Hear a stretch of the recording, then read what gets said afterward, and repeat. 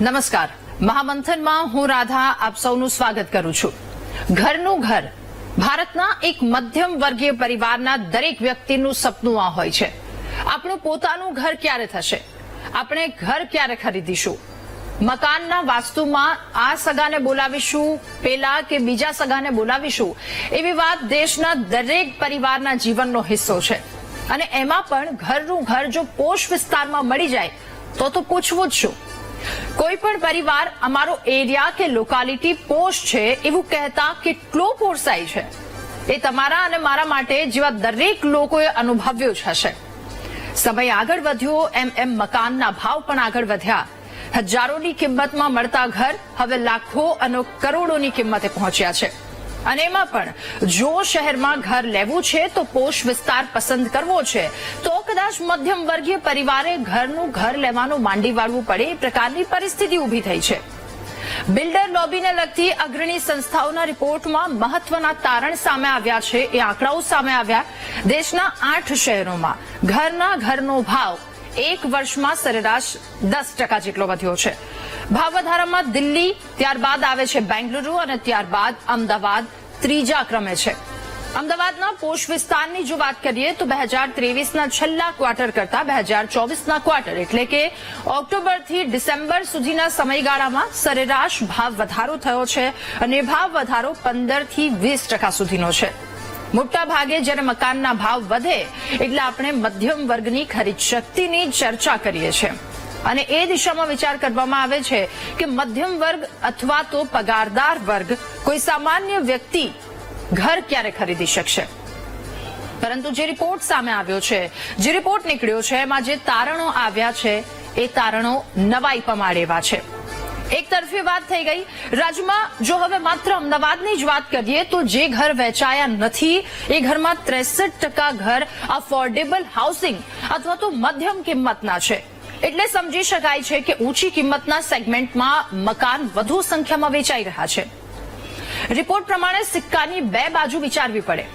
પહેલી સિક્કાની બાજુ કે પોશ વિસ્તારમાં મધ્યમ વર્ગ ઘરનું ઘર ખરીદવાનું ભૂલવું પડશે કે પછી પોશ વિસ્તારમાં ઘર લેવા પાછળ મધ્યમ વર્ગની ખરીદ શક્તિ માટે વધુને વધુ આત્મવિશ્વાસ કેળવાઈ રહ્યો છે. આ સિક્કાની બંને બાજુ છે અને સિક્કાની બંને બાજુ વિચાર કરવો પડશે. આખરે પરિસ્થિતિ શું છે એના પર ચર્ચા કરવી પડશે અને તમામ પાસાઓની આજે ચર્ચા કરીશું મહામંથનમાં.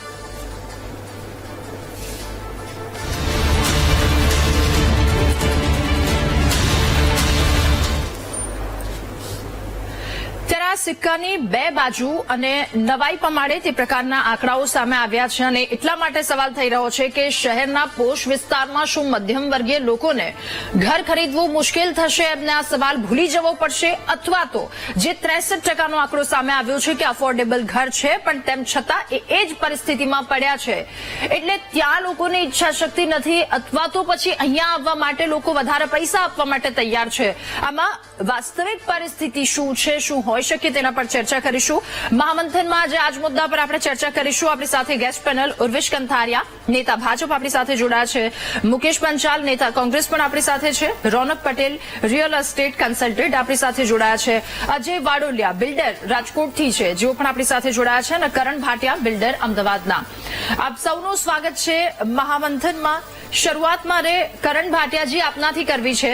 કરણભાઈ, આજે મકાનના ભાવ વધ્યા અથવા તો જે ટકાવારી વધી છે, આ સમગ્ર મુદ્દા પર આપનું શું માનવું છે?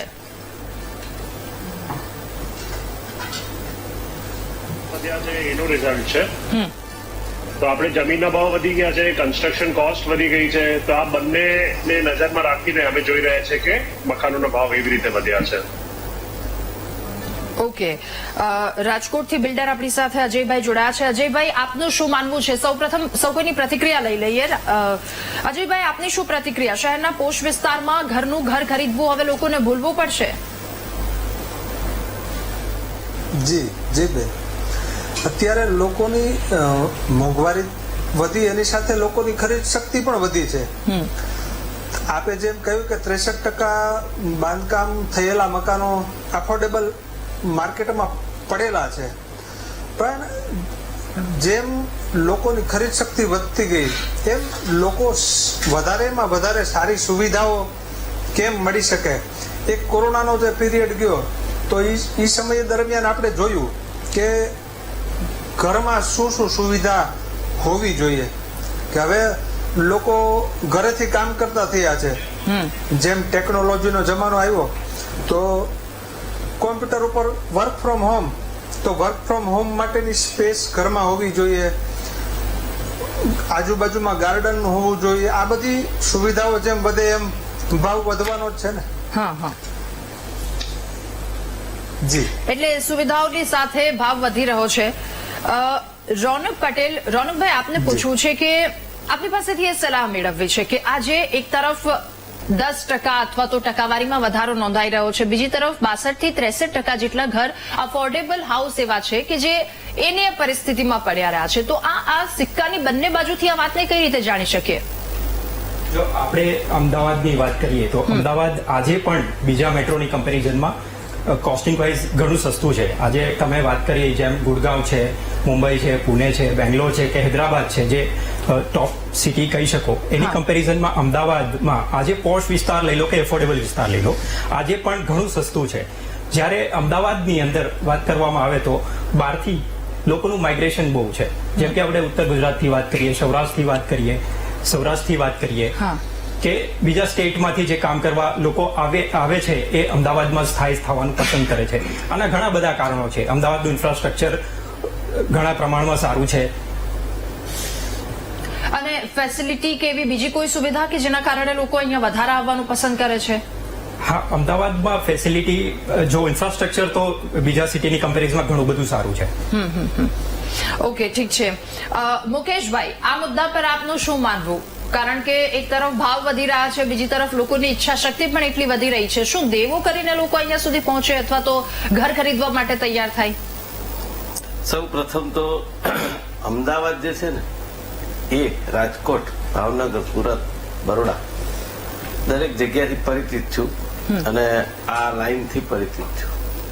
સૌ પ્રથમ જે આ જે મોંઘા થઈ રહ્યા છે અને લોકો લેવા માંડ્યા છે એનો સૌથી પહેલો દેખાદેખી છે કે જે રીતે આખું ચિત્ર રજૂ કરવામાં આવે છે બિલ્ડર તરફથી કે કઈ રીતના તમને મકાનો આપશે અને કઈ રીતે આપવામાં આવશે, આ ચિત્ર અને સેગમેન્ટ જે એમ્યુનિટીઝ જે એ લોકો બતાવે બધી, જે હું પોતે અનુભવ કરી ચૂક્યો છેલ્લા લગભગ 6 મહિનામાં, તો એની અંદર એક લોકો આકર્ષાય છે. ભાઈએ કીધું ને કોરોના પછી જે અમુક સગવડો જે હોવી જોઈએ અને જો ખુલ્લું મોકળાસરું વાતાવરણ હોવું જોઈએ, જે અમુક ફેમિલી જે બધા 2-3 સાથે રહેતા હતા એ તો આખો ક્રેઝ જ ઓછો થવા માંડ્યો.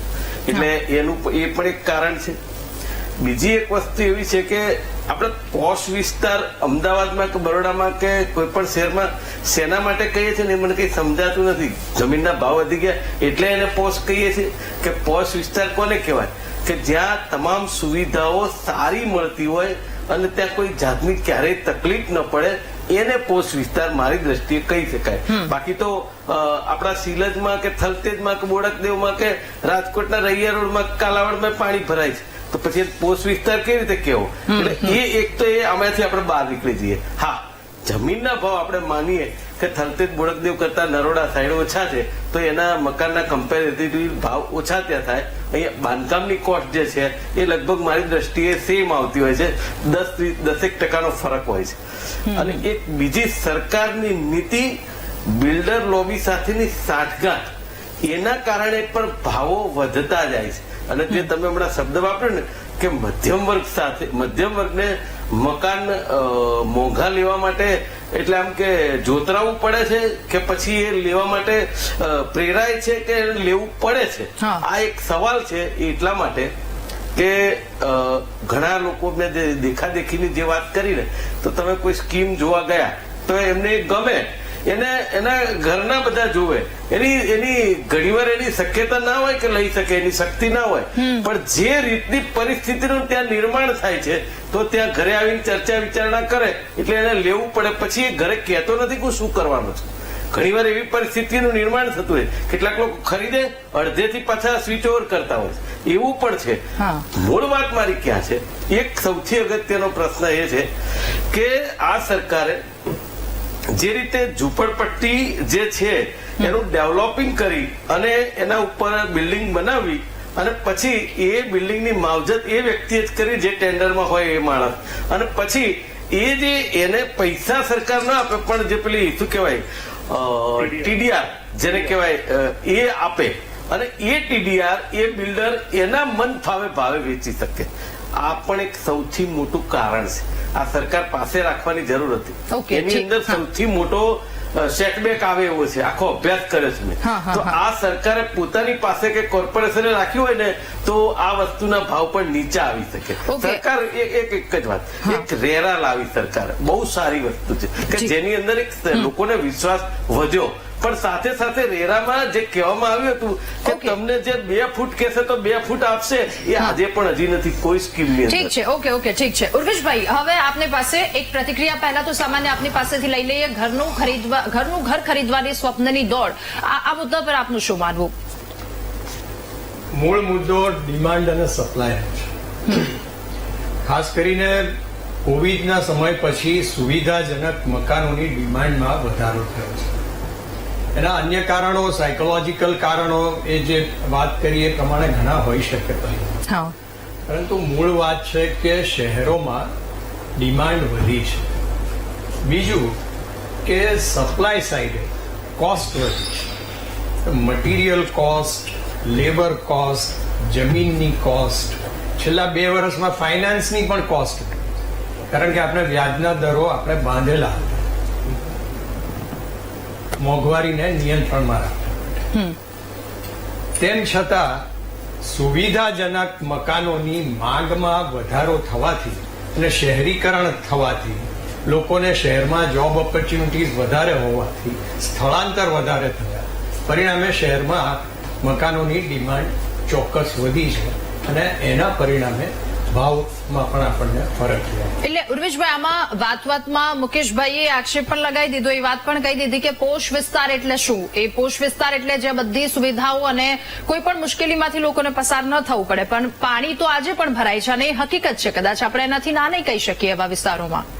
મુકેશભાઈની વાત સાથે અમે સંમત થઈએ છીએ કે પોશ વિસ્તાર એટલે કે ત્યાં બધી સુવિધાઓ ઉપલબ્ધ હોય. ખાલી વિસ્તાર એના નામથી વિસ્તાર કહેવાતો હોય પોશ, પરંતુ એમાં સુવિધાઓ ના હોય તો એ પોશ વિસ્તાર ગણી શકાય. શરૂઆતમાં કદાચ ખરીદતી વખતે એ પોશ લાગે કારણ કે એની આજુબાજુ બધી ગ્લેર હોય છે, પરંતુ જ્યારે એ વસવાટ કરવાની શરૂઆત કરે છે અને પછી જે અનુભવ કરે છે ત્યારે એને ખબર પડે છે કે તો આ સુવિધાના અભાવે આપણે પોશ વિસ્તારમાં કદાચ વધારે પૈસા આપ્યા છે. ઓકે, ઠીક છે. રોનકભાઈ, ફરી એકવાર આપની પાસે જે મકાનો ખરીદવામાં આવી રહ્યા છે તો એ મકાનની સગવડતાના માપદંડોમાં કેટલા ફરક પડ્યા છે? એટલે વિચારી લઈએ આજથી 5 વર્ષ પહેલા અથવા તો કોવિડ પહેલાની વાત કરી લઈએ. 5 વર્ષ પહેલા અને 5 વર્ષ બાદની પરિસ્થિતિમાં શું તફાવત દેખાઈ રહ્યો છે? છેલ્લા 5 વર્ષની વાત કરીએ તો આજે ગ્રાહક જાગૃત બન્યો છે. જે પહેલા ઘણી વસ્તુ જોયા વગર બી બુકિંગ કરાતો હતો, આજે તમે અત્યારે છેલ્લા કોવિડ પછીનો સિનારીઓ જોશો તો ઘણો બધો એવો ફેરફાર જોવા મળશે કે રેડી પોઝિશન વાળા મકાનનો નો સેલ વધારે જોવા મળશે. બિલ્ડિંગ રેડી થયા પછી લોકો કમ્પેરિઝન કરી શકતા હોય છે. આ બધા ફેક્ટર.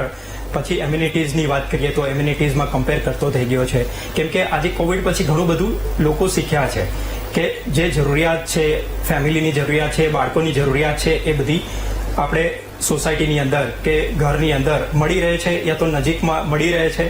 આ ધ્યાનમાં રાખી અને લોકોનું માઇન્ડસેટ ચેન્જ થયું છે. ઓકે, કરણ સર, ફરી એકવાર આપની પાસે આપને એ પૂછવું છે કે અત્યારે સૌ કોઈની સાથે વાતચીત કરીએ, એક વાત સામાન્ય આવે છે કે કોરોના પછી લોકો પોતાના ઘરની સુખ સુવિધામાં થોડોક વધારો કરી શકે એ રીતનું જોવે છે. કદાચ એ જગ્યાની દ્રષ્ટિએ હોય કે બીજી કોઈ પણ દ્રષ્ટિએ હોય, તો એમાં શું ફરક આપના દ્વારા લાવવામાં આવ્યો છે અથવા તો બિલ્ડર લોબી દ્વારા લાવવામાં આવ્યો છે? બિલ્ડર લોબી હવે અમેનિટીઝ ઉપર બહુ વધારે ફોકસ કરે છે, કેમ કે એ લોકોએ જોયું કે જયારે લોકો આટલા ટાઈમ ઘરે હતા તો એમને બધી સુવિધાઓની યાદ આવતી હતી કે મને આ જોઈએ, આ પણ જોઈએ, આ પણ જોઈએ. તો એ પ્રમાણે બિલ્ડર્સ બધી સુવિધા આપે છે. ઇવન ઘરની ડિઝાઇન જે છે, જે રીતે પહેલા અમે ડિઝાઇન કરતા હતા અને હવે ડિઝાઇન કરીએ છીએ, તો અમે એ પ્રમાણે કરીએ છીએ કે ઘરેથી લોકોને કામ કરવું હોય કે છોકરાઓને ભણવું હોય, ઓનલાઈન ક્લાસીસ કરવી હોય તો એના માટે સ્પેશિયલ જગ્યા હોય. તો એ બધી વસ્તુના પ્રોવિઝન હવે રાખવામાં આવી રહ્યા છે. ઓકે, ઠીક છે. અજય સર, હવે આપને એ પૂછવું છે કે જ્યારે સામાન્ય રીતે આ બધી ચર્ચા કરવામાં આવે તો અમદાવાદમાં જ કેમ આ ભાવ વધી રહ્યા છે ને એક સાથે એક ક્વાર્ટરમાં 10% ભાવ વધારો થાય છે, તો એમાં શું આપ એ કારણોને પણ જવાબદાર માનો છો કે બીજા અલગ અલગ શહેરોની દ્રષ્ટિએ ગુજરાત અને એમાં ખાસ કરીને અમદાવાદ વધારે સુરક્ષિત છે, પછી ત્યાં કોઈ પણ પ્રકારના પક્ષપાત નથી કરવામાં આવતા, આવું બહારના લોકો માને છે, એવું કોઈ આપને વાત અત્યાર સુધી? જી બેન, આપે જેમ કીધું ને કે જેમ સિટી વધારે ડેવલપ થાય, ધારો કે જામનગર પકડો, કચ્છ પકડો, તો ત્યાંથી લોકો રાજકોટ એનાથી થોડું ફાસ્ટ સિટી છે, અને અહીંયાથી રાજકોટથી વધારે ડેવલપ તમે જુઓ તો અમદાવાદમાં થાય છે. એટલે જેમ જેમ ભણતર વધતું જાય છે અને ટેકનોલોજી તરફ લોકો આગળ વધતા જાય છે, તો એ તરફ ફાસ્ટ સિટી તરફ લોકો જતા જાય છે. અમદાવાદથી આગળ જાય તો લોકો બેંગ્લોર સુધી જતા હોય છે, બેંગ્લોરથી પછી કેનેડા જતા રહે છે. એટલે જેમ શિક્ષણની સાથે સાથે જ્યાં ઓપોર્ચ્યુનિટીઝ વધારે છે તો એ તરફ લોકો આગળ વધતા જાય છે. તો અત્યારે ગુજરાતની અંદર અમદાવાદ એક એવું સિટી છે જ્યાં બધી પ્રકારની ઓપોર્ચ્યુનિટી, ધારો કે બાંધકામ છે તો એ ત્યાં બહુ જબરજસ્ત એની બૂમ છે બાંધકામની. ટેકનોલોજીના સંસાધનો પ્રમાણે તમે જુઓ તો સિટી બસ છે, આ તે બધા વાહન વ્યવહાર પણ બહુ સિટીના બહારના વિસ્તારો સુધી જાય છે.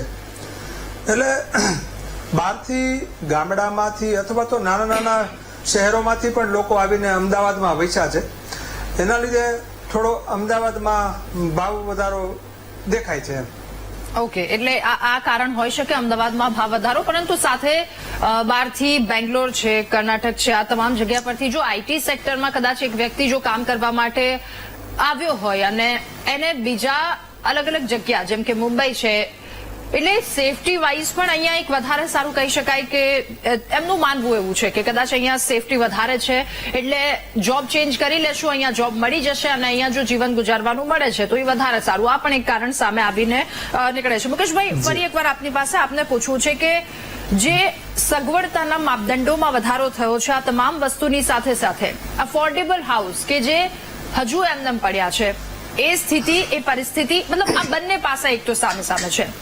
એક વ્યક્તિ કે જે એવું વિચારે છે, આપે કહ્યું અત્યારે જ વાતચીત દરમિયાન કે એને નથી ખબર હોતી ઘરે જઈને કેવી રીતે એ વસ્તુને ડીલ કરશે, આગળ એ કેવી રીતે આ પૈસા ભરશે અથવા તો કોઈ પણ વસ્તુ, પછી મુશ્કેલીમાં મુકાય છે. આ પણ એક સિરિયસ વાત છે. એકચ્યુઅલી એફોર્ડેબલની જે તમે વાત કરી ને, એફોર્ડેબલમાં જે એમ્યુનિટીઝ જે બીજામાં જોવા જાય છે અને જે અત્યારે સોશિયલ મીડિયાનો જમાનો છે એની અંદર બધા જોતા હોય તો એફોર્ડેબલમાં એમાં એને બહુ મોટો ડિફરન્સ લાગે અને ખરેખર એની શક્તિ એફોર્ડેબલની જ હોય, પણ છતાં એ ક્યાંક ને ક્યાંક દેવું કરીને ઘી પીવા જેવું ક્યાંક ને ક્યાંક થઈ રહ્યું છે.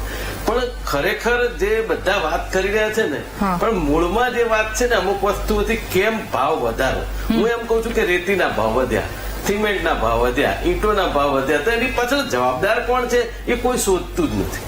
એકચ્યુઅલી એ જવાબદાર કોણ છે? કે ભાવ એ કઈ ઝાડ ઉગે છે ને વધવા માંડે? ના, સરકારની નીતિ જવાબદાર છે. હું મારું કહેવું અલ્ટિમેટલી એવું છે કે જો તમે વાત કરી રહ્યા છો, હું તો એમ કઉ છું કે 1 લાખ રૂપિયાનું મકાન આપણે લીધું, 12 મહિના પછી એ મકાન આપણે વેચીએ છીએ એટલે એના ઉપર દસ્તાવેજ ખર્ચ થાય, એનો બ્રોકરેજ ખર્ચ થાય, એ બધું એડ થાય એટલે ઓટોમેટિકલી એ મકાન 1,20,000 નું થઈ જાય. એટલે કહેવાનો મતલબ એ રીતે મોંઘું થાય. બીજી એક વાત એવી, આ રેરા આવ્યા પછી સારું થયું, રેરા આવ્યા પછી બીજું શું થયું કે રેરા આવ્યા પછી એ જે જમીન માલિક પાસેથી બિલ્ડર જમીન ખરીદે, એ જમીન આખી એના નામે થઈ જાય, એના પછી એ રેરામાં એપ્લાય કરે અને ત્યાર પછી એના ઉપર કંઈક ડેવલપ કરી શકે. તમે સમજો એ જે પીરિયડ હોય 6 મહિના 12 મહિનાનો, ત્યાં સુધીમાં ધારો કે 1 કરોડની જમીન હોય કે 20 કરોડની હોય, તેના વ્યાજનું જે આખું સેટલમેન્ટ હોય એ ગણતરી હોય એ સીધી મકાન ઉપર જ જાય. એટલે મારું કહેવાનું એવું છે કે જે મકાનના ભાવ વધારામાં કેટલાય પરિબળો છે કે જે આની અંદર કામ કરે છે. એટલે જો એ પરિબળોની ચર્ચા તમે ને હું કરીએ છીએ અહીંયા, તો એ સરકારને સમજવાની જરૂર છે કે આ રેરા છે, ધારો કે તો રેરામાં આ મુશ્કેલી પડે છે, તો સરકાર એવા રસ્તા કાઢવા જોઈએ કે જેની અંદર મધ્યમ વર્ગ મકાન લઈ શકે. આજે તમે વાત કરી રહ્યા છો એમ્યુનિટીઝ ને સેગમેન્ટ ને પોસ્ટ વિસ્તાર, આ વર્ગ કેટલા ટકા એ સમજવાની જરૂર છે. અચ્છા, એફોર્ડેબલ હાઉસિંગ જે છે એ તો શિલજમાંય છે, થલતેજમાંય છે, સેટેલાઇટમાં બધે છે, પણ તો એ જગ્યાએ રહેવા જવા કેમ કોઈ તૈયાર નથી? કેમ? એટલે આ એક માનસિકતા થઈ ગઈ. તો એ માનસિકતા પણ હું તો કહું છું જાહેર જનતાએ પણ બદલવાની જરૂર છે. અને એફોર્ડેબલમાં જે એમ્યુનિટીઝ હું કહું છું કે પોશ વિસ્તારમાં કે 5 કરોડના ફ્લેટમાં આપતા એવી ન આપી શકે, પણ એના પ્રમાણમાં અમુક મળતી થવી જોઈએ કે જેથી લોકો એફોર્ડેબલમાં પણ પ્રેરાય. આ પરિસ્થિતિ પણ બિલ્ડર લોબીમાં આવવી જરૂરી છે. કારણ કે આ અત્યારનો જે આખો ક્રેઝ જોઈ રહ્યો છું ને, બહુ ડેન્જરસ ક્રેઝ છે કે તમે નરોડાની અંદર 20 લાખ કે 25 લાખમાં 3 બેડરૂમનો ફ્લેટ, એ જ વસ્તુ અહીંયા ગાળે 1.5 કરોડ કે 2 કરોડમાં ન મળે. બરાબર? એટલે એ જે ફરક છે એ લોકોમાં કેમ નરોડામાં મળે, કેમ વટવામાં મળે, કેમ થલતેજમાં બુડકદેવમાં ના મળે? તો આ એક માનસિકતા છે. અને એમાં પાછું કેવું છે કે તમે કહ્યું કે જે રીતે લોકો ગામડામાંથી સિટીમાં રહેવા આવે છે, ઉત્તર ગુજરાત હોય કે આપણે તો ઘણા બધા રાજ્યોમાંથી પણ અમદાવાદમાં ઘણા બધા આવ્યા છે, મહારાષ્ટ્ર હોય, ઉત્તર પ્રદેશ હોય કે યુપી હોય, બિહાર, કોઈ બી જગ્યાએ, તો એ બધાના એક વિસ્તારો સીમિત થઈ ગયા છે. તો એ જે છે એ કેમ આવે છે ગામડામાંથી?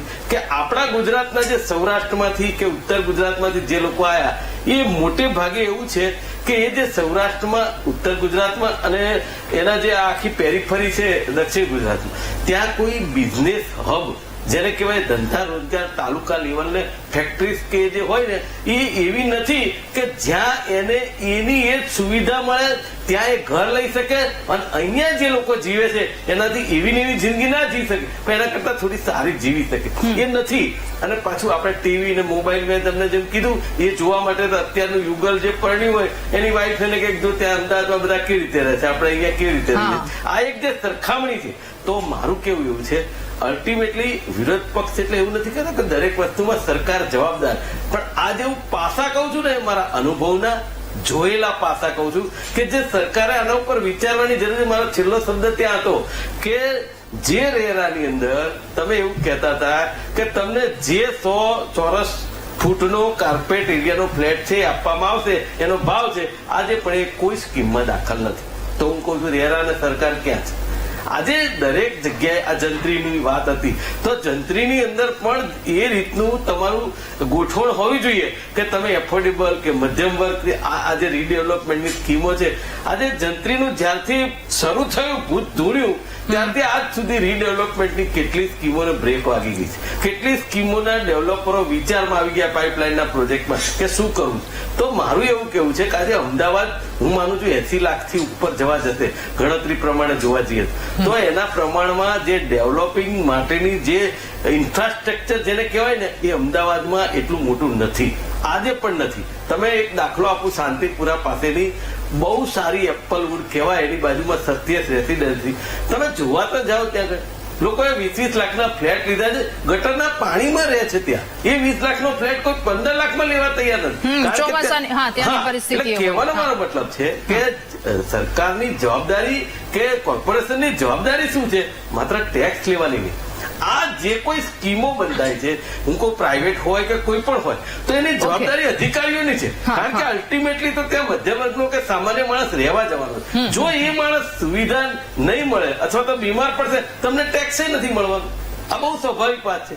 તો સરકારે સામાન્ય અને મધ્યમ વર્ગ માટે દરેકે દરેક વસ્તુમાં નીતિ લાવવાની જરૂર છે. માત્ર ટેક્સ ઉઘરાવવાની જે માનસિકતા છે ને, એમાંથી બહાર આવવાની જરૂર. ઠીક છે, આજ સવાલ આપણે ઉર્વિશભાઈને પૂછી લઈએ. ઉર્વિશભાઈ, નીતિ લાવવાની જરૂર છે, એ વાત એક તો સામે આવી, બીજું સાંઠગાંઠને લઈને પણ કીધું છે કે ક્યાંક બિલ્ડરો સાથે સાંઠગાંઠ કરી દેવામાં આવી છે, એટલે આટલા ભાવ ઊંચા બોલાય છે. નીતિની વાત તો બહુ સ્પષ્ટ છે. ભારતીય જનતા પાર્ટીની સરકારે એ હંમેશા વિચાર્યું કે ગરીબ અને મધ્યમ વર્ગ એ પોતાનું સપનું, ઘરનું સપનું કેવી રીતે પૂરું કરે છે. જે પ્રમાણે અત્યારે જે ભાવોની જે વ્યવસ્થા છે આપણે જોઈ રહ્યા છીએ, પોશ વિસ્તારોની વાત છે, દરેકની અપેક્ષાઓ વધી ગઈ છે, વાસ્તવિકતા અને અપેક્ષાઓ વચ્ચેનું અંતર વધતું જાય છે.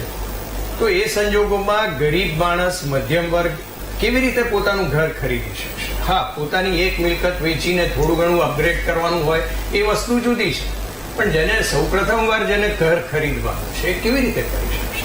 એટલે એફોર્ડેબલ હાઉસિંગ સ્કીમ જે આવી એ 63% આપે જે આંકડો કયો એ કદાચ કોઈક જગ્યાનો બરાબર છે, પરંતુ ઓવરઓલ 15 લાખ આવાસો ગુજરાતમાં એફોર્ડેબલ હાઉસિંગ અંતર્ગત અપાયા છે. એમાંથી 8 લાખ શહેરી વિસ્તારમાં અને 6 લાખ ગ્રામીણ વિસ્તારમાં. સમગ્ર ભારતમાં 3 કરોડ લોકોને આવાસ અપાયા છે, એટલે લગભગ 15 કરોડ લોકો. અને ગુજરાતની અંદર લગભગ 1 કરોડ લોકોને આવાસ યોજનામાં આવરી લીધા છે. હવે એનાથી ફરક શું પડ્યો? હમણાં એક પેનલિસ્ટે કરણભાઈએ ખાસ કરીને કહ્યું કે 5 વર્ષ પહેલા જે પ્રમાણે સ્ટેન્ડર્ડ હતા કન્સ્ટ્રક્શન, એમાં હવે ફરક આવ્યો છે. ચોક્કસ એ વાત ખૂબ સાચી છે, કારણ કે કોરોના પછી લોકોને હેલ્થનું મહત્વ સમજાયું છે, હવા અને ઉજાસનું મહત્વ સમજાયું છે. એના માટે જે ડિઝાઇનમાં જે આમૂલ પરિવર્તન લાવવાની જરૂર છે એ બિલ્ડર પણ સમજ્યા છે અને એ પ્રમાણે કન્સ્ટ્રક્શન થઈ રહ્યા છે. એફોર્ડેબલ હાઉસિંગમાં પણ હવા ઉજાસને મુખ્ય પ્રાધાન્ય આપવામાં આવ્યું છે. અન્ય પ્રાથમિક સુવિધાઓ એમાં ત્રુટીઓ હશે, અમુક વિસ્તારમાં હજી કેટલીક મ્યુનિસિપલ વ્યવસ્થાઓ નથી પહોંચી શકતી, એ ચોક્કસ સુધારાને અવકાશ છે. પરંતુ ઓવરઓલ અપેક્ષાઓની સાથે ગુણવત્તાના સ્ટાન્ડર્ડ્સ પણ વધ્યા છે અને સાથે એફોર્ડેબલ હાઉસિંગ સ્કીમમાં પણ ઘણા લોકોને આવરી લેવાયા છે અને આગામી સમયમાં ગુણવત્તાની દ્રષ્ટિએ અને સંખ્યાની દ્રષ્ટિએ હજુ વધારે ને વધારે લોકોને કેવી રીતે પ્રાથમિક સુવિધા આવાસની આપી શકાય તે સરકારનો હંમેશા પ્રયત્ન છે. ઓકે, ઠીક છે. કરણ સર, આપને પૂછવું છે કે શહેરના પોશ વિસ્તારમાં મકાનના ભાવ પ્રતિ ચોરસ ફૂટે કેટલા વધ્યા છે, આપ જણાવી શકશો? ભાવ તમે જોઈ રહ્યા છે કે ભાવ તો વધતા જઈએ છે. પર્સન્ટેજ વાઇઝ હું જોવા જાઉં તો પ્રોબેબલી લાસ્ટ યર થી આઈ થિંક 8 થી 10% વધારું પોશ વિસ્તારોમાં અમે જોઈ રહ્યા છે. પણ એના પછી પણ શું થઈ રહ્યું છે કે જે ડિમાન્ડ છે અને એના સામે જે સપ્લાય છે, સપ્લાય ખાસું વધી છે, ડિમાન્ડ એટલી નથી. એટલે આપણને જોવામાં આવે છે કે આટલા ફ્લેટો ખાલી પડ્યા છે. આનો હજી એક મેઇન રીઝન છે જે અત્યાર સુધી ડિસ્કસ ન થયું કે જે હોમ લોનનો ઇન્ટરેસ્ટ રેટ છે એ બહુ હાઈ છે. કોવિડ પછી ઇમિડિયેટલી હોમ લોન લેવી હોય તો 6.5% હોમ લોન મળી જતી હતી. હવે 8.5%, 9% ઓલમોસ્ટ થઈ ગયું છે ફિગર હોમ લોનનું. તો ઘણા ક્લાયન્ટ જે અમારા પાસે આવે છે એ એવું વિચારે છે કે હું સપોઝ 70-80 લાખનું ઘર લઉં અને એની હોમ લોન ભરું, એના કરતા હું રેન્ટમાં રહું એ જ ઘરમાં, તો મારી જે મંથલી ફિગર આવે એ 25,000માં મને ભાડું પડી જાય એ ઘરનું. તો જે રેન્ટલ યીલ્ડ કહીએ છીએ અમે કે જે વર્ષના ટકા ભરવા આવે છે એઝ રેન્ટ પ્રોપર્ટી પ્રાઇસના, એ 2% પ્રોપર્ટી પ્રાઇસના એમાં ભાડો મળી જાય છે. તો એ પણ એક બહુ મોટું પ્રોબ્લેમ છે જે અમે જોઈ રહ્યા છે. કદાચ હોમ લોનના ઇન્ટરેસ્ટ રેટ ઓછા થાય તો અમે જોઈ શકશું કે ડિમાન્ડ વધશે અને ક્લાયન્ટ અત્યારે રેન્ટલમાં વધારે ઇન્ટરેસ્ટેડ છે એ ખરીદી તરફ વધશે અને ઘરો ખરીદશે પછી. ઓકે, ઠીક છે. અફોર્ડેબલ હાઉસના સવાલની સાથે રોનકભાઈ ફરી એકવાર આપની પાસે કે એ સ્થિતિ આપને શહેરમાં શું જણાઈ રહી છે? બેન, વાત કરીએ તો આપણે જે કરણભાઈએ જે વાત કરી એ બિલકુલ સાચી છે. ઇન્ટરેસ્ટ રેટ એ સૌથી મોટું પરિબળ છે જે એફોર્ડેબલ હાઉસિંગ અને એફોર્ડેબલ હાઉસિંગને સૌથી મોટું ઇફેક્ટ કરતું પરિબળ છે. તમે એક એક્ઝામ્પલ તરીકે લો તો આજે કોઈ બી માણસ 1 લાખની હોમ લોન લે તો એને એપ્રોક્સ પર મંથ 20 વર્ષની જો લોન લે તો 900 રૂપિયા ઇન્સ્ટોલમેન્ટ આવે કે એનો ઈએમઆઈ આવે. સો ઇન્ટરેસ્ટ રેટ વધે તો એ ઈએમઆઈ વધી જશે. સો આ એક એક્ઝામ્પલ તરીકે 50 લાખનો ફ્લેટ લીધો હોય અને 45 લાખની લોન હોય તો 40,000 થી 45,000 રૂપિયા એમને જે ઈએમઆઈ આવતો હોય એ 50,000 પહોંચી જાય. સો આ પરવડતું નથી. આ હોમ લોનના ઇન્ટરેસ્ટ રેટ એ સૌથી મોટું ફેક્ટર છે જે એફોર્ડેબલ હાઉસિંગને અત્યારે ઇફેક્ટ કરે છે. સેકન્ડ જે ઇફેક્ટ કરતું ફેક્ટર છે, તમને ખ્યાલ હશે બેન, 2017 અને 18 ની અંદર પીએમ આવાસ યોજના જે અંતર્ગત એક ઇન્ટરેસ્ટ સબસિડી સ્કીમ જાહેર કરવામાં આવી હતી જે લગભગ 2 થી 3 વર્ષ ગવર્મેન્ટે ચલાવી. એ ટાઈમમાં એફોર્ડેબલ હાઉસિંગનું સેલ મેક્સિમમ હતું. મારી પાસે પરફેક્ટ ફિગર તો નથી, પણ એમને ધ્યાનમાં રાખી અને જો તમે એના ફિગર્સ નીકાળશો તો તમને અફોર્ડેબલ હાઉસિંગ ની જે ડિમાન્ડ એ ટાઈમની હતી એ ઓલ ટાઈમ કદાચ હાઈ હશે મારા ધ્યાન પ્રમાણે. અમદાવાદની વાત કરીએ કે બીજા ગુજરાતના બીજા નાના મોટા શહેરોની વાત કરીએ તો સો એ જે ઇન્ટરેસ્ટ સબસિડી વાળી સ્કીમ મારા હિસાબે ગવર્મેન્ટે નાના અને મધ્યમ વર્ગને ધ્યાનમાં રાખી અને પાછી લાગુ કરવી જોઈએ. ઓકે, એટલે એ પાછી લાગુ કરવી જોઈએ. આ જ સવાલની સાથે ઉર્વેશભાઈ આપની પાસે કે એ લાગુ કરવી જોઈએ કે નહીં, આપનું શું કહેવું છે રોનકભાઈની આ વાત પર? બેન, જેમ આપણે વૈશ્વિક પરિસ્થિતિમાંથી 2-3 વર્ષમાં પસાર થયા, સમગ્ર વિશ્વની સપ્લાય ચેઇન ખોરવાઈ ગઈ, એટલે દરેક કોમોડિટીના પ્રાઇસીસ વધી ગયા, એટલે ચોક્કસ એ કોસ્ટિંગ ઉપર એની ઇમ્પેક્ટ આવેલી, અને બીજી બાજુ મોંઘવારી વધતી જતી. એટલે સરકારની સામે સૌથી મોટી ચેલેન્જ એ હતી કે મોંઘવારીને નિયંત્રણમાં રાખ. એના માટે વ્યાજના દરો થોડાક વધારવા પડ્યા, અને એ લગભગ 2 વર્ષ સુધી એ પેટર્ન ચાલી. વી એગ્રી કે એ ફેક્ટર બહુ મોટું છે, કારણ કે 2% વ્યાજમાં ડિફરન્સ હોય એટલે ઘણા લોકોના નિર્ણયમાં આખું મોટું પરિવર્તન આવી જતું હોય છે. પરંતુ હવે થોડીક પરિસ્થિતિ હળવી થઈ છે. રિઝર્વ બેંક ઓફ ઇન્ડિયાએ 25 બેઝિસ પોઈન્ટ્સ વ્યાજના દરમાં હમણાં ઘટાડો કર્યો છે, અને હવે એવું વલણ મનાય છે કે આવતી 2 થી 3 મોનિટરી પોલિસી કમિટીની મિટિંગમાં વ્યાજના દરોમાં ઘટાડો થશે. તો એનો ચોક્કસ એનો જે લાભ છે, જે મળવાપાત્ર લાભ છે, જે મધ્યમ વર્ગ છે કે ગરીબ વર્ગ છે, સૌ પ્રથમવાર જે મકાન ખરીદી રહ્યા છે અને બિલ્ડર છે કે જે લોકો પણ એ સપ્લાય કરી રહ્યા છે, જે નવી ડિમાન્ડ છે, તો એ બધાને એનો લાભ મળે તે પ્રમાણેનું આર્થિક વાતાવરણ સર્જવાની પણ સરકારની જવાબદારી છે એવું. ઓકે, એટલે એ કોશિશ કરવામાં આવી રહી છે. ઠીક છે કરણ સર, ફરી એકવાર આપની પાસે જે હવે એક વાત જણાવી દો કે ખાલી આપણે અમદાવાદની વાત કરીએ. અમદાવાદમાં જે ઘર લેવાની હોડ જામી છે, તો એ વાસ્તવિકતા દર્શાવશો કે કયા કયા એરિયા, કઈ કઈ જગ્યા પર વધારે ઇન્ક્વાયરી આવી રહી છે, લોકો વધારે ઘર ખરીદવાનું પસંદ કરી રહ્યા છે? અત્યારે ગોતા, વૈષ્ણોદેવી એ જે વિસ્તાર છે ત્યાં બહુ ડિમાન્ડ છે. પછી જે અફોર્ડેબલ બેલ્ટ છે, શિલટ, શેલા, સાઉથ ભોપાલ, ત્યાં ઓફકોર્સ ડિમાન્ડ બહુ છે. અને ઇવન જે અમે ખાસા પોકેટ્સ જોઈ રહ્યા છે ગાંધીનગરની તરફ પણ આપણે સપોઝ જઈએ તો ત્યાં પણ ડિમાન્ડ બહુ છે. એટલે અમદાવાદમાં લોટ ઓફ ઇન્ફ્લક્સ જે છે લોકોનું બહારથી એ ખાસું છે, અને એના હિસાબે જે ડેવલપર સ્કીમો કાઢે છે અને લોન્ચ કરે છે દર વર્ષે, એનું સપ્લાય પણ બહુ સારું છે. ઓકે, અજય સર, આપને પૂછવું છે કે જમીન અને મકાનની જે કિંમત સતત વધી રહી છે, એની પાછળના એક કિંમત જે વધી રહી છે, એ કિંમત શું સૂચવે છે? જેમ સપ્લાય ત્યારે જ થશે જ્યારે જરૂરિયાત ઊભી થશે. એટલે જેમ માર્કેટ અત્યારે જૂના એરિયા બધા ખાલી થઈ અને નવા એરિયા તરફ લોકો વળ્યા છે કે હવા ઉજાસ વાળા મકાનો મળે, બધી નવી સુવિધાઓ મળે. તો જેમ નવા એરિયા ડેવલપ થાય એમાં એ પ્રમાણે સુવિધાઓ પણ છે, રોડ, રસ્તા, લાઇટ, પાણી, ગેસ, ગટર, બધી વસ્તુઓ મળી રહે. જ્યારે જૂના એરિયામાં અમુક વસ્તુઓ હજી નથી પહોંચી શકી. તો જેમ ડેવલપ તૈયાર હશે એમ ભાવ વધારે રહેવાનો છે. જેમ સિટીની બહાર બધા શહેરો સિટીની બહાર વિસ્તરી રહ્યા છે, એટલે જેમ વિસ્તાર શહેરની બહાર વધતો જાય છે અને નવી નવી સુવિધાઓ વધતી જાય છે, એમ ભાવ વધતો જાય છે.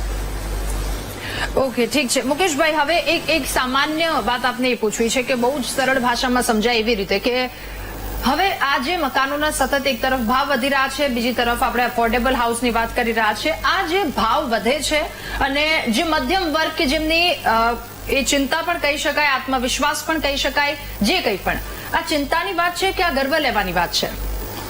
એકચ્યુઅલી ગર્વ લેવાની વાતમાં મેં હમણાં કીધું કે ટકાવારી કેટલી છે, આ સૌથી મોટો પાર્ટ છે. કે આપણે ગર્વ લઈએ તો એ જે વાત છે એ હું પણ કહી શકું, પણ એ ટકાવારી કેટલી? અને તમે જે કહો છો કે ચિંતાની વાત છે તો એની ટકાવારી 80% છે. તો ચિંતા કરવાની જરૂર છે. આ સમજો. બીજી વાત એવી છે કે તમે સમજો કે હું તમને એક દાખલો સિમ્પલ આપું અમારા અનુભવનો. SG હાઈવે ના બોડકદેવ વિસ્તારમાં એક ફ્લેટ તૈયાર થાય છે, તો બધી જ એમ્યુનિટીઝ ને બધું સાથે સરસ મજાના 20-25 માળના ફ્લેટ હોય તો ત્યાં લગભગ 4 કરોડનો ફ્લેટ છે. આપણે માની લઈએ કે બોડકદેવમાં જમીનનો ભાવ આમ 2 લાખ 3 લાખની આજુબાજુ છે. હવે એ જ ફ્લેટ એ જ એમ્યુનિટીઝનો એ જ સેગમેન્ટનો સાયન્સ પાર્કમાં સાયન્સ સિટી વિસ્તારમાં જઈએ તો એનાથી પણ વધારે ભાવ છે, જેને કહેવાય કે 5 કરોડ. હવે મને એવું થયું કે હું તો સાલો 35 વર્ષથી આ વિસ્તારમાં છું, આ જમીનના ધંધા સાથે જોડાયેલો છું. જમીનના ભાવ 2 મહિને 4 મહિને 6 મહિને વધઘટમાં અમારી નજર હોય છે, તો પછી હેબતપુર ને ભાડજનો જે ભાવ છે એના કરતા બોડકદેવનો ભાવ છે, તો પછી ફ્લેટ એટલો મોંઘો કેવી રીતે? એટલે મને પોતાને આશ્ચર્ય લાગ્યું. તો મારું એ દ્વારા કહેવું એવું છે કે દરેક જગ્યાએ તો પછી એવું થશે કે સિલચા રસ્તે ભીંડા વેચશે 5,000 રૂપિયા કિલો, થલતેજમાં વેચશે 2 રૂપિયા કિલો. તો આનું નિયંત્રણ કોણ રાખે? આ એક સૌથી મોટો સવાલ છે કે સરકાર સરકાર એટલે દરેક વખતે સરકાર કેવું એવી કોઈ વાત નથી વિરોધ પક્ષની કે મારી વાત એ છે એક માધ્યમ છે કે એને સોંપેલું છે કે આપણે ટેક્સ આપીએ, એક વહીવટી છે, એક બંધારણ હેઠળ આખી સરકાર ચાલે છે. તો એટલા માટે કે સરકારમાં લોકોને વિશ્વાસ અને સરકાર એવું કરાવશે કે ક્યાંય ગોળખોળ આપણને નહીં લાગે. પણ અત્યારની પરિસ્થિતિ જે છે એમાં કોઈ જાતના ક્યાંય નિયંત્રણ નથી એવું સ્પષ્ટ દેખાય છે. આ મેં તમને દાખલો આપ્યો, આ ત્યાં ભાવ છે 1 લાખ થી 1.25 લાખ રૂપિયાનો. હવે ત્યાં આગળ 6 કરોડનો ફ્લેટ છે. બોડકદેવ પાસે ત્યાં 2-2.5 કરોડનો 2-2.5 લાખનો ભાવ છે, ત્યાં 4-5 કરોડનો ફ્લેટ છે. સેગમેન્ટ, ઇમ્યુનિટી બધું જ સરખું. તો એવું શું છે ત્યાં કે પોષ વિસ્તાર? તમે ચોમાસું આવવા દો, પોષ વિસ્તાર તમારા કેમેરા લઈ જઈને બતાવી દઈશ. તમે સુવિધા આજે તમે જુઓ કે ઈડબ્લ્યુએસ ના મકાનો કેટલી જગ્યાએ ખંડેર થઈ ગયેલા ખાલી છે. આ કઈ સરકારની નીતિ છે મને બતાવો. એફોર્ડેબલ ની તો વાત બરાબર છે, પણ ઈડબ્લ્યુએસ ના જે મકાનો છે માત્ર ને માત્ર સરકારની કોઈ નીતિ કે એ લોકોની જે ડ્રો પદ્ધતિ હોય કે મળતિયા પદ્ધતિ હોય જે કઈ હોય પણ એ નથી થતું. એના કારણે ખાલી પડ્યા છે. કેટલાય તો એવી આવાસ થઈ ગયા કે ખાલી પડ્યા રહ્યા ને હવે એને જર્જરિત પાછા ઉતારી લેવા પડે. એમાં પાછો ઉપરથી વધારે અલ્ટિમેટલી બેન વાત શું થાય રાધા કે પૈસા કોના? તમારા મારા ટેક્સના પૈસા છે. આમાં કોઈ સરકાર તો ઝાડ તો ઉગતું નથી ગાંધીનગરમાં કે એમાંથી પૈસા તોડીને આપણને બધું આપે. મૂળ તો આપણા ટેક્સના પૈસા છે. એટલે મારું કેવું અલ્ટિમેટલી એવું છે કે જે સરકાર છે, પ્રજા અને સરકાર વચ્ચે જે સરકાર જે કામ કરી રહી છે એ સરકારની નીતિઓમાં બહુ જ મોટા બદલાવની જરૂર છે. એ બદલવા માંગતી નથી કે બદલતી નથી એ મને નથી ખબર પડતી, પણ કેટલાય વર્ષથી એ અવિરત પ્રવાહ ચાલ્યો જ આવે છે. અને એની અંદર હું ગુજરાતની જનતા જે છે ને એને જવાબદાર ગણું છું કે હંમેશા કોઈ પણ અવિરત પ્રવાહ ચાલ્યો આવે ને ત્યારે એ એક લેથાર્જિક વસ્તુ થઈ જાય. એના કરતા હું એવું માનું છું કે ક્યાંક ને ક્યાંક જવાબદારી વાળું વાતાવરણ હોવું જરૂરી છે. આ મેં તમને આટલો જ તફાવત કીધો. વડોદરાની અંદર અમે એક મિટિંગમાં ગયા હતા, ત્યાં એક ભાઈ હતા, આમાં તો કોઈ ખુલ્લી વાત તો કરી ના શકાય, એ કે જે 40-45 લાખના ફ્લેટ છે જે અમુક રિંગ રોડ ને ફરતે, એ લોકો 25 લાખમાં આપવા તૈયાર છે. તો તમે 50 ફ્લેટ લો. હવે કઈ કગારે આવીને ઉભા હશે માણસો? વિચાર કરો. અને એ કેમ એવું કેમ થાય છે કે કોઈ પણ જાતના ધારા ધોરણ વગર તમે બાંધકામની નખરી ચારે બાજુ પરમિશન, તમે કોઈ ફેસિલિટી કે ઇન્ફ્રાસ્ટ્રક્ચર જુઓ તો ખરા. મને કેટલા એવા રોડ દેખાય છે કે જ્યાં 20 માળ 25 માળ 14 માળની બિલ્ડિંગો બને છે. મને એમ થાય છે કે ત્યાં જયારે લોકો 2-5 વર્ષમાં રહેવા આવશે, એ માણસ 2-3 કરોડનો ફ્લેટ લીધો હશે, એની પાસે 2-3 ગાડીઓ હશે, એ જશે ક્યાં? આજે ટ્રાફિકમાં તમે પ્રસંગમાં 7 વાગે જવું 9 વાગે પહોંચો. એ પરિસ્થિતિ આજે છે આખા અમદાવાદમાં. તો એ પરિસ્થિતિમાં અત્યારે જશે ક્યાં? મેં સવાલ એને એ કર્યો હતો, એ જગ્યાએ હું ફ્લેટ લેવા ગયો. મેં કહ્યું સાહેબ અહીંયા આ જે ફ્લેટ છે એમાં 2-3 ગાડીના તમે પાર્કિંગ આપ્યા છે, બધું સાચું, પણ ક્યારેક કોઈકના ઘરે પ્રસંગ હોય, 50-100 માણસ આવ્યું હોય, તો આજનો યુગ એવો છે કે તમે 50 ફેમિલીને બોલાવો તો 50 કાર જ આવે. બરાબર? કદાચ 2-3 જણા સ્કૂટર વાળા 2 કરોડના ફ્લેટમાં, તો એ 50 કાર મૂકે ક્યાં? કે હવે એ યાર અમારી જવાબદારી નથી. આ ક્યાં જઈને પૂરે? સૌથી મોટો સવાલ છે. મારું કહેવું એવું છે કે જે પણ બિલ્ડર હોય, જે પણ સ્કીમ મૂકે, એની પાસે તમામ જાતની સુવિધા કઈ રીતની મળશે, ભવિષ્યનું શું પ્લાનિંગ છે, કેવી રીતે થશે, આ જયારે અમલમાં આવશે ને, હું માનું છું ચોક્કસ આનામાં સુધારો આવશે. ભલે થોડાક સમય માટે એવું લાગે કે સરકાર આવું કરી રહી છે ને આમ છે ને કદાચ વોટ નહીં મળે ને એવી ચિંતા, એના કરતા આખરે સુવિધામાં વધારો થશે ને તો લોકો કહેશે કે ના, જે કર્યું એ સારું કર્યું. ઓકે, ઠીક છે. કરણભાઈ, આપ મુકેશભાઈની વાત સાથે કેટલા સહમત? ના, આ વાત સાચી છે. આનું એક્ઝામ્પલ આપણે દુબઈ સપોઝ હું વાત કરું હા. તો ત્યાં જયારે કોઈ નવું એરિયા ખોલે ત્યાંની સરકાર, તો એ પહેલા આખું એરિયામાં બધી સુવિધાઓ પહોંચાડવામાં આવે છે, જેવી રીતે ફૂટપાથો છે, પાણીના કનેક્શન, રોડ, રસ્તા, એ લોકો પહેલા એ બધું બનાવે, પછી ત્યાં બિલ્ડિંગની પરમિશન અલાવ કરે છે. હા. આપણા ત્યાં શું થાય છે કે જયારે કોઈ ટીપી ખુલે તો ડેવલપર્સ ઘૂસી જાય, પ્રોજેક્ટ નાખી દે, અને સુવિધાઓ પાછળથી આવે કે ના આવે કે ક્યારે આવે એનો કોઈ ટાઈમ ફિક્સ નથી. તો એ પ્રોબ્લેમ અમે જોઈ રહ્યા છે કે અહીંયા આવે છે. એટલે અહીંયા હું એ જ રિક્વેસ્ટ કરું છું કે સપોઝ આવી સિચ્યુએશન આવે, આપણે કોઈ નવી ટીપી કે નવું એક્સટેન્શન કરતા હોઈએ તો પહેલા ત્યાં સુવિધાઓ આવી જાય અને પછી ડેવલપમેન્ટ પરમિશન આપવામાં આવશે તો આ બધી પ્રોબ્લેમ્સ નહીં થાય. ઓકે, ઠીક છે. ઉર્વેશભાઈ, પહેલા રાધા, એક દાખલો હું આપી દઉં તમને. હા. હું તમને કહું, સાયન્સ, કરણભાઈ સાંભળવા જેવી વાત છે. હા. સાયન્સ સિટી વિસ્તારમાં રિંગ રોડ ઉપર વેદાંત બંગલો છે, તમે સાંભળ્યું હશે. તો એ વેદાંત બંગલો લગભગ 10 વર્ષ પહેલાથી બનેલા છે. સમજો, એના પછી રિંગ રોડમાં ડ્રેનેજ લાઈન નહીં આવ્યું. હવે ત્યાં જે પાછળ બંગલાઓ મોટા મોટા બન્યા, ફ્લેટો, આ લોકો છેલ્લા 10 વર્ષથી ટેક્સ આપે છે. એ લોકો પાસે ડ્રેનેજ નથી, એ લોકો પાસે પાણી નથી, એ લોકો પાસે રોડ નથી, આ ત્રણેય વસ્તુ નથી. અને એ લોકો મને લેટર મોકલ્યો છે 20 સોસાયટી વાળાએ કે સાહેબ અમારા માટે કંઈ કરો. નો ડાઉટ મેં ટ્રાય પણ કર્યો છે, કોઈ કે સાંભળ્યું છે ખરું, પણ કહેવાનો મતલબ એવો છે કે આજે 10 વર્ષથી કોર્પોરેશન ટેક્સ લઈ રહી છે, અને કેટલો મોટો કે જેનો આંકડો ધ થઈ જાય, અને એ લોકો પાસે ત્રણેય સુવિધા નથી. આ વિચારવાનો પ્રશ્ન. એટલે ઉર્વેશભાઈ, આ અહીંયા સવાલ થઈ રહ્યો છે, આ એક વિચારવા જેવી વાત. અને બીજી વાત એ પણ કે બાંધકામની આડેધડ પરમિશન આપી દેવામાં આવે છે. શું કહેવું આપનું? બે વાત છે કે જાહેર વ્યવસ્થાની ગુણવત્તા, હા, એટલે જે કઈ વ્યવસ્થાઓની જરૂરિયાત હોય એ પ્રમાણે પૂરી પાડવી એ સરકારની ફરજ છે, અને એ દિશામાં સરકાર હંમેશા એ પ્રયત્ન કરે છે. બીજું એનું પરિમાણ એ છે કે માર્કેટ મેપિંગ કહે છે કે એક નવો એરિયા ઓપન થયો, પરંતુ એ એરિયાની ડિમાન્ડ કેપેસિટી કરતા સપ્લાય કેપેસિટી ઘણી વધી જાય. ત્યાં 1000 મકાનની જરૂર છે અને 5000 મકાન બને, એ વખત ત્યાં સરકાર વચ્ચે નથી, ત્યાં માર્કેટ ઇકોનોમી છે. આપણે પ્રાઇસની વાત કરીએ છીએ તો બેંગ્લોર, દિલ્હી, મુંબઈ એના કરતા અમદાવાદના પ્રાઇસીસ ઘણા સ્ટેબલ છે, પરંતુ માર્કેટ મેપિંગના અભાવે ડિમાન્ડ કરતા વધારે કન્સ્ટ્રક્શન થઈ જાય છે, ત્યારે આ પ્રમાણેની પરિસ્થિતિઓ સર્જાય છે. ચોક્કસ એમાં જે જાહેર વ્યવસ્થાઓની વાત આવે છે કે લાઇટ છે, ગટર છે, સીવેજ છે, આ જવાબદારી સરકારની છે. મ્યુનિસિપલ તંત્રની સાથે બિલ્ડરે સંકલન કરીને એ પૂરી પાડવાની જવાબદારી છે, એ ચોક્કસ અમે સ્વીકારીએ છીએ. હા. પરંતુ ડિમાન્ડ કરતા સપ્લાય વધી જાય અને પછી 10 વર્ષ સુધી એ મકાનો ખાલી રહે, અને પછી જેમ મુકેશભાઈએ કહ્યું કે 45 લાખનો ભાવ મૂક્યો હોય અને 25 લાખમાં સોદો કરવો પડે, એ અનિચ્છનીય બાબત છે. તમને એક વાત કહું ઉલ્લેશભાઈ, આ બહુ ન્યુટ્રલી સ્વીકારવાની જરૂર છે કે જે રીતે અત્યારે કોઈ બિલ્ડરને તમે એક ખાનગી રાહે ઇન્ટરવ્યુ લો ને, તો સાહેબ એ માણસની જમીન લે, એને કરાવે કે એને થઈ ગયેલી હોય, પછી પ્લાન પાસ કરવા જાય, બહુ જ મોટો ભ્રષ્ટાચાર છે ખરેખર. તમે નહીં માનો, કોઈ પ્લાન પાસ 10-15 લાખ વગર થતા નથી, અભિપ્રાય નથી મળતા સાહેબ. આ દાખલા છે, બોલી ના શકે. ધારો કે આ રોનકભાઈ બિલ્ડર છે સાહેબ, એ જાહેરમાં ક્યારેય નહીં બોલે કે હું 10-15 લાખ રૂપિયા અભિપ્રાય ના આપું છું, કોઈ નહીં બોલે, એટલા માટે કે ડર લાગે બિચારાને એની સ્કીમ કેવી રીતે પૂરી થશે. તો એની ઉપર કોઈનું નિયંત્રણ નથી, મારું એવું કેવું છે.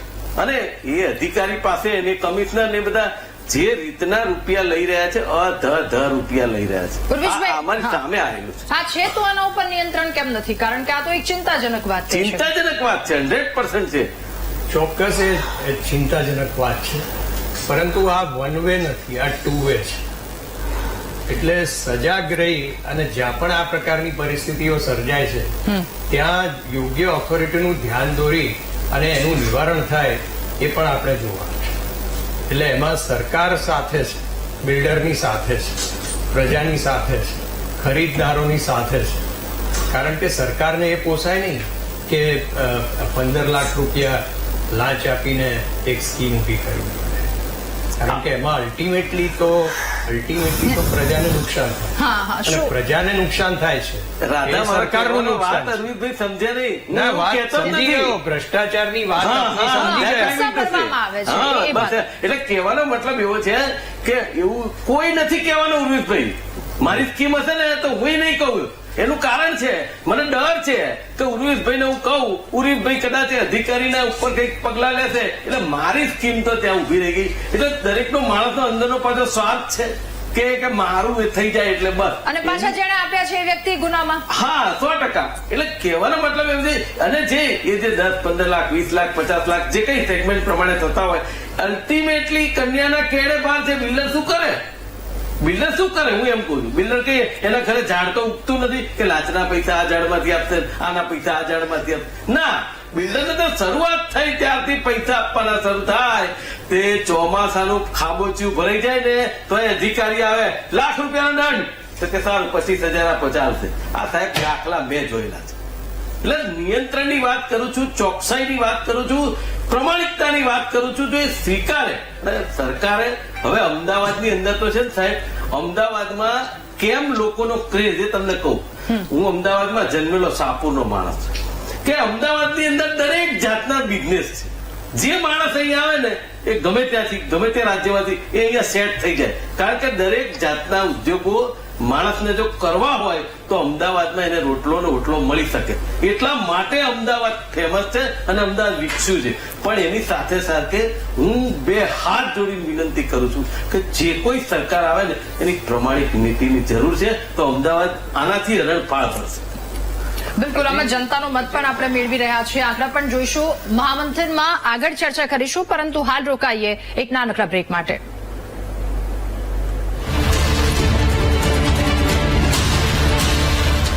Welcome back. શહેરોમાં પોશ વિસ્તારમાં આટલી બધી હોડ જામી છે મકાન ખરીદવાની, તો પછી જે રીતના ભાવ વધી રહ્યા છે, આંકડાઓ સામે આવી રહ્યા છે, દર્શાવે છે અને સવાલ પણ સાથે ઉભો કરે છે કે ઘરનું ઘર ખરીદવું કે પછી ભૂલવું પડશે. ચર્ચા યથાવત રાખીશું, આગળ વધીશું. રોનકભાઈ, ફરી એકવાર પાસે આપની પાસેથી એ જવાબ મેળવો છે કે અફોર્ડેબલ હાઉસની આપણે વાત કરી રહ્યા છે, હવે એનું કોસ્ટિંગ કેવી રીતે નીચે લાવી શકીએ આપણે? અફોર્ડેબલ હાઉસિંગનું કોસ્ટિંગ એક તો 2 રીતે નીચું લાવી શકીએ. યા તો કોઈ હોમ લોનના ઇન્ટરેસ્ટ રેટમાં ઘટાડો આવે, યા તો સેકન્ડ એ છે કે કોઈ સબસિડી રૂપે કોઈ સહાયતા મળે તો નીચું લાવી શકીએ. ત્રીજી વાત, આપણે અત્યારે ઘણા ટાઈમથી એક ચર્ચામાં છે કે સેટેલાઇટ ટાઉન ડેવલપ કરવા, જેથી કરીને જેમ કે સાણંદની અરાઉન્ડ ડેવલપમેન્ટ છે, કલોલની અરાઉન્ડ ડેવલપમેન્ટ છે, દહેગામની અરાઉન્ડ ડેવલપમેન્ટ છે, અમદાવાદની વાત કરીએ તો અરાઉન્ડ 5 થી 7 એવા લોકેશન છે જેની અંદર અરાઉન્ડ આપણે સેટેલાઇટ ટાઉન ડેવલપ કરી શકીએ, જેથી કરીને એફોર્ડેબલ હાઉસિંગમાં લોકો ત્યાં એફોર્ડ કરી શકે. ઓકે, મુકેશભાઈ, આ સવાલની સાથે આપની પાસે પૂછવું છે, આપને પૂછવું છે, આપની શું પ્રતિક્રિયા? બહુ સારી. એમણે જે બંને પોઈન્ટ કીધા ને એ જ પોઈન્ટ હું કહેવાનો હતો કે એક તો 63% તમે કીધું ખાલી હતી એટલે ઓલરેડી બની ગયા છે. હવે એની અંદર તો જો બિલ્ડરે તો એની જે કોસ્ટ હતી એ પ્રમાણે બનાવી દીધા, જમીનની જે કોસ્ટ છે રહેવાની છે. હવે એમાં નીચું કેવી રીતે આવે તો એમાં પાછી સરકાર આવી વચ્ચે કે એક તો હોમ લોન દરોમાં ઘટાડો થાય તો ઓટોમેટિકલી નીચે આવે, સ્ટેમ્પ ડ્યુટીમાં ઘટાડો થાય તો ઓટોમેટિકલી નીચે આવે, જંત્રીના દરો છે એમાં પણ કઈ ફેરફાર થાય તો થાય, અને સબસિડી છેલ્લે આવે છે. કારણ કે જો કોઈ પણ વસ્તુ છે ને એની પ્રજાનું ભારણ હંમેશા ઝીલે કોણ તો સરકાર. એટલે અને પેલા આપણે માનતા હતા કે રાજા રજવાડા હતા તો એની રૈયતને તકલીફ પડે તેના ભંડાર ખુલ્લા મૂકે. અત્યારે તો ભંડાર જ ભંડાર છે, કેટલો મોટો જીએસટી આવે છે, એટલે એમાં બહુ ચિંતા નથી. અને એક પોઈન્ટ રહી ગયો તો તમને કહી દઉં, અમદાવાદનો જબરદસ્ત પોસ્ટ વિસ્તાર કે જેને રાજપથ ક્લબનો રોડ કહેવાય, રિંગ રોડ ને જોડતો, એ રોડ ઉપર કોર્પોરેશનની જે 100 ફૂટનો રોડ છે એની ડિઝાઇન એવી બનાવી છે કે ત્યાં જ્યાં જે આવતા લોકો પાર્કિંગ ન કરી શકે અને દુકાનની આગળ 40 ફૂટ સુધીની ફૂટપાથ બનાવી છે. એ આખી ડિઝાઇન કોણે ક્યાં કેવી રીતે કોના કહેવાથી બનાવી છે ને આ સૌથી મોટો સવાલ છે. મેં લાઈવ કરેલું છે 15 દિવસ પહેલા કે આનો જવાબ અમદાવાદ મ્યુનિસિપલ કોર્પોરેશન આપે. રોડ ક્યાં, ફૂટપાથ ક્યાં, પાર્કિંગ ક્યાં, વિઝિટરનું ક્યાં. એટલે આ કોર્પોરેશનની નીતિ પણ જવાબદાર છે. ઓકે, ઠીક છે. ઉર્વેશભાઈ, હવે આપની પાસેથી અંતિમ પ્રતિક્રિયા મેળવવી છે. જે પ્રકારે આ બધી જે ચર્ચા થઈ, નીતિની વાત તો વારંવાર આવી છે, ક્યાંક કેટલું કરવાની જરૂર છે, સાથે આપ મધ્યમ વર્ગના લોકોને પણ કોઈ એવો ખાસ સંદેશ આપવા માંગતા હોય આપની તરફથી? આશાનું કિરણ એ છે કે ડિમાન્ડ સાઇડ અને સપ્લાય સાઇડ બંને સાઈડે વૈજ્ઞાનિક અભિગમ વધી રહ્યો છે. એટલે કોસ્ટિંગની વાત હોય કે મટીરિયલની વાત હોય કે કન્સ્ટ્રક્શન પ્રોસેસની વાત હોય, પ્રી ફેબ્રિકેટેડ કન્સ્ટ્રક્શન થઈ રહ્યું છે, એમાં સમયનો બચાવ થઈ રહ્યો છે. એટલે કોસ્ટિંગમાં ઘણા ફેરફારો આવી રહ્યા છે, જેનો સીધો લાભ પ્રજાને મળવાનો છે. બીજું કે પ્રજાએ પણ પોતે જાગૃત થઈ અને સરકાર અને મ્યુનિસિપલ એજન્સી બિલ્ડરની સાથે સંકલન સાધી અને પોતાના પ્રશ્નો માટે સતત વાચા આપતા રહેવું પડશે. કારણ કે માત્ર સબમિસિવ થઈને કે સફર કરીને એ 10 વર્ષ નીકળે નહીં, એવી કે નથી ત્યાં જે સુવિધા, તો એના માટે ફોલોઅપ કરીને સરકારની સાથે એ કરાવવું પડશે. એટલે દરેક એંગલથી સાયન્ટિફિક અભિગમ અને જાગૃતિ એ બે વસ્તુની ખૂબ જરૂર છે. ઓકે, ઠીક છે. આજ સવાલની સાથે અજય સર, આપની પાસે આપને કોઈ અંતિમ પ્રતિક્રિયા મુદ્દા પર, લોકોને કોઈ ખાસ સંદેશ? કંથારિયા સાહેબની વાત સાચી છે કે લોકોએ જાગૃત થઈ અને સરકારને સપોર્ટ કરવો પડશે કે જે બેઝિક સુવિધાઓ નથી તો એના માટે એપ્લાય કરો. અત્યારે સરકારની ટેકનોલોજી છે, ટેકનોલોજીનો ઉપયોગ કરો. ભાઈ અહીંયા કચરો પડ્યો છે તો કચરાનો ફોટો પાડીને તમે નાખો તો કચરો ઉપડી જાય છે. ગટર નથી, તમે એપ્લાય કરો. એટલે ખાલી દોષ દેવાની બદલે સાથે સપોર્ટિંગ રોલમાં ઉભા રહેશું તો બધી સુવિધાઓનો હલ તો ટૂંકમાં સુવિધાઓ બધી મળી શકે છે, પણ તમારે એટલીસ્ટ એને કહેવું પડે એ જરૂરી છે. ઓકે, ઠીક છે. કહેવું પડે એ જરૂરી છે, પરંતુ પહેલી જવાબદારી તો એ બને છે કે એ કહેવું જ ના પડે, કારણ કે ટેક્સ આપવામાં આવે છે એટલે વારંવાર ફરી ફરીને કહેવાનો હતો કે અજયભાઈને સારા એવા અનુભવ થયા લાગે તમારાથી થઈ જાય છે. 90% પબ્લિકના કામ તમે જે કહો છો તે નથી થતા. કદાચ મને તમારો નંબર આપજો, હું તમને મોકલી દઉં. હા, એ કેટલા કરગરતા હોય છે લોકો. કેટલા બધા આપણે એવા કિસ્સાઓ પર મુકેશભાઈ ચર્ચા કરીએ છીએ કે લોકો સતત કહે છે કે આ પાણીની સમસ્યા છે, પણ એ પાણીની સમસ્યા ત્યાંથી હટતી નથી. હવે અજયભાઈને તો મોકલીશ જ હવે.